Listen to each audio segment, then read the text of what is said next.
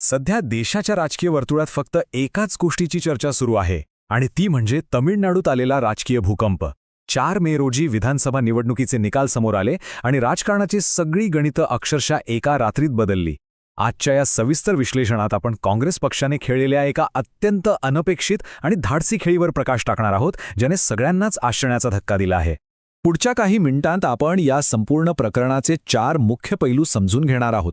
ते म्हणजे तमिळनाडूत सध्या निर्माण झालेलं निवडणुकीचं नवं चित्र, काँग्रेसने एका जुन्या आणि निष्ठावान मित्रपक्षाला गमावणं, तमिळनाडूत होऊ पाहणारी दिल्लीसारख्या राजकीय घटनेची संभाव्य पुनरावृत्ती आणि या संपूर्ण निर्णयाचे राष्ट्रीय आघाड्यांवर होणारे परिणाम. तर सुरुवात करूया आपल्या पहिल्या मुद्द्यापासून.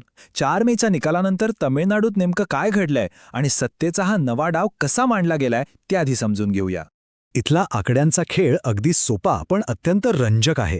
तामिळनाडू विधानसभेत बहुमताचा जादुई आकडा आहे 118. अभिनेते विजय यांच्या TVK पक्षाने या निवडणुकीत सर्वाधिक जागा जिंकल्या खऱ्या, पण त्यांची गाडी 108 या आकड्यावर येऊन थांबली.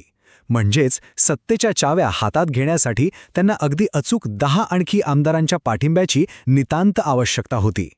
आणि बरोबर याच क्षणी राजकारणात एक अतिशय धक्कादायक वळण आलं. निवडणुकीच्या आधी काँग्रेस पक्ष आणि MK स्टॅलिन यांचा DMK पक्ष एकत्र होते. त्यांनी ही निवडणूक एकत्रितपणे लढवली होती, पण निकालानंतर चित्र पूर्णपणे बदललं. काँग्रेसने आपल्या 5 आमदारांचा पाठिंबा थेट TVKला जाहीर केला. अनेक वर्षांची जुनी युती मोडून काँग्रेसने विजय यांना सरकार स्थापन करण्यासाठी अक्षरशः एक मोठी जीवनदायिनीच दिली. ही घडामोड खरोखरच अचंबित करणारी आहे. पण सत्तेच्या या नव्या समीकरणात काँग्रेसला नेमकी काय किंमत मोजावी लागते? येऊया आपल्या दुसऱ्या भागाकडे, एका अत्यंत जुन्या आणि निष्ठावान मित्रपक्षाला गमावणे. आपण जर या 2 पक्षांचा इतिहास पाहिला तर लक्षात येतं की हे नातं किती घट्ट होतं.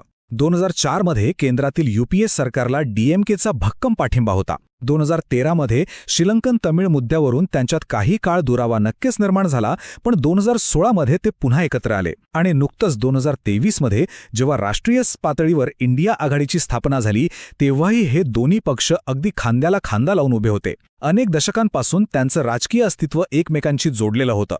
DMK हा काँग्रेससाठी केवळ एका राज्यापुरता मर्यादित मित्रपक्ष नव्हता, तर ती राष्ट्रीय पातळीवरील त्यांची एक अत्यंत महत्त्वाची ढाल होती. आजच्या घडीला लोकसभेत DMKचे 22 खासदार आहेत. मतदारसंघांच्या पुनर्रचनेचा म्हणजेच परिसीमनाचा मुद्दा असो किंवा महिला आरक्षण विधेयकाला केलेला विरोध असो, DMK नेहमीच राष्ट्रीय प्रश्नांवर काँग्रेसच्या पाठीशी खंबीरपणे उभा राहिला होता.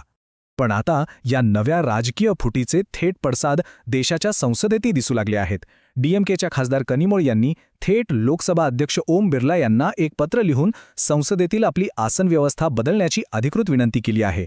त्यांना आता लोकसभेत काँग्रेसच्या खासदारांसोबत बसायचं नाहीये. हे केवळ शारीरिक अंतर नाही, तर या दोन्ही पक्षांमध्ये पडलेल्या कायमस्वरूपी राजकीय दरीचं हे सर्वात स्पष्ट आणि ताजं उदाहरण आहे. आता साहजिकच असा प्रश्न उभा राहतो की या सगळ्याचा काँग्रेसच्या भवितव्यावर काय परिणाम होईल? आपला तिसरा मुद्दा याच विषयी आहे. काय तमिळनाडूत दिल्लीची पुनरावृत्ती होणार? हा डेटा खूप काही स्पष्ट करून जातो. 2014 मध्ये जेव्हा काँग्रेसने DMK शिवाय स्वबळावर लोकसभा निवडणूक लढवली होती, तेव्हा त्यांना तमिळनाडूत 0 जागा मिळाल्या होत्या. पण तेच जेव्हा 2019 मध्ये ते DMK सोबत होते, तेव्हा त्यांनी 9 पैकी 8 जागा जिंकल्या. आणि 2024 मध्ये तर 100% यश मिळवत 9 पैकी 9 जागा जिंकल्या. याचा सरळ आणि स्पष्ट अर्थ असा की तमिळनाडूत काँग्रेसचं राजकीय अस्तित्व हे पूर्णपणे DMKच्या साथीवर अवलंबून राहिलं आहे. आणि अगदी याच टप्प्यावर 2013च्या दिल्ली निवडणुकीचा ऐतिहासिक संदर्भ अतिशय महत्त्वाचा ठरतो. त्यावेळी नवख्या आम आदमी पार्टीकडे बहुमत नव्हतं, तेव्हा काँग्रेसने त्यांना सत्तेसाठी पाठिंबा दिला. पण अंतर्गत मतभेदांमुळे ते सरकार अवघ्या 49 दिवसांत कोसळलं. त्यानंतर झालेल्या फेरनिवडणुकीत आपने 70 पैकी तब्बल 67 जागा जिंकल्या आणि काँग्रेस पक्ष दिल्लीच्या राजकारणातून कायमचा हद्दपार झाला. तमिळनाडूतील सध्याची परिस्थिती अगदी याच्याशीच मिळतीजुळती आहे. TVK हा पूर्णपणे नवा पक्ष आहे. त्यांना सरकार चालवण्याचा कोणताही राजकीय अनुभव नाही. जर काही कारणास्तव हे अननुभवी सरकार कोसळलं तर काँग्रेसची अवस्था खूप बिकट होईल, कारण DMKचे दरवाजे आता त्यांच्यासाठी कायमचे बंद झाले आहेत. अशा स्थितीत दिल्लीप्रमाणेच तमिळनाडूतूनही काँग्रेसला आपला गाशा गुंडाळावा लागण्याचा प्रचंड मोठा धोका निर्माण झाला आहे. आता वळूया आपल्या चौथ्या आणि शेवटच्या भागाकडे. तमिळनाडूतील या एका राज्यापुरत्या वाटणाऱ्या निर्णयाचे राष्ट्रीय पातळीवर नेमके काय पडसाद उमटतील? आपण अनेकदा पाहिलंय की राहुल गांधी आणि संपूर्ण काँग्रेस पक्ष सतत एकाच गोष्टीवर ठामपणे भर देत असतात आणि ती म्हणजे विचारधारा. भाजप आणि RSS विरुद्धचा संघर्ष हा केवळ सत्तेचा नसून तो एका मूल्यांचा आणि विचारधारेचा संघर्ष आहे असं त्यांच्याकडून सातत्याने मांडलं जातं. पण इथेच खरी गोम आहे. जेव्हा सत्तेच्या वाट्यासाठी निवडणुका एकत्र लढलेल्या आपल्या जुन्या मित्रपक्षाला असं अचानक सोडलं जातं, तेव्हा या विचारधारेच्या दाव्यांवर मोठं प्रश्नचिन्ह उभं राहतं. विरोधकांना आता हे म्हणण्याची आयतीच संधी मिळाली आहे की काँग्रेसची विचारधारेची भाषा ही केवळ दाखवण्यापुरती आहे आणि प्रत्यक्ष सत्तेसाठी ते वाटेल ती तडजोड करू शकतात. यामुळे त्यांच्या राष्ट्रीय प्रतिमेला मोठा तडा जाऊ शकतो. आणि सर्वात चिंतेची बाब म्हणजे या राजकीय अस्थिरतेचा फटका काँग्रेसला इतर राज्यांमध्येही बसू शकतो. उदाहरणार्थ उत्तर प्रदेश, जिथे 2027 मध्ये अतिशय महत्त्वाच्या आणि चुरशीच्या विधानसभा निवडणुका होणार आहेत.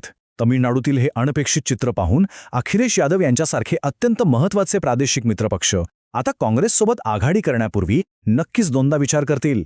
राजकारणात मित्रपक्षांचा विश्वास गमावणं हे खूप महागात पडू शकतं. तर या संपूर्ण सखोल विश्लेषणाअंती सर्वांनाच विचार करायला लावणारा एक मोठा प्रश्न उरतो.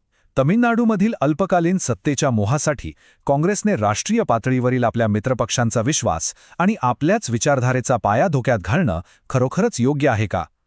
काँग्रेसची ही राजकीय खेळी एक मास्टरस्ट्रोक ठरणार की एक ऐतिहासिक चूक हे येणारा काळच ठरवेल.